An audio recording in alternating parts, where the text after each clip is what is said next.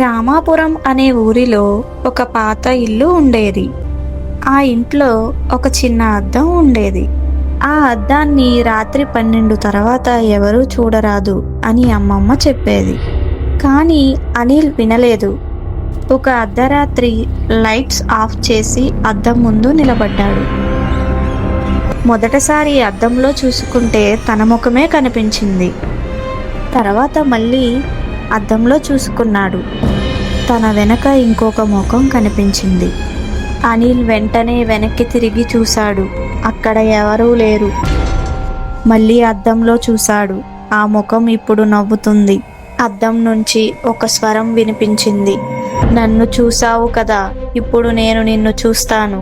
ఆ మాటలు విన్న అనిల్కి భయం వేసింది. లైట్స్ ఆన్ చేయబోయాడు, కానీ స్విచ్ పనిచేయలేదు. అప్పుడే అద్దంలో నుంచి చేతి ఆకారం బయటకు వచ్చింది. అనిల్ భయంతో కళ్ళు మూసుకున్నాడు. అప్పుడే కోడి కూసింది. లైట్స్ వెలిగాయి. అప్పుడు అద్దం వైపు చూశాడు, కానీ మామూలుగానే ఉంది.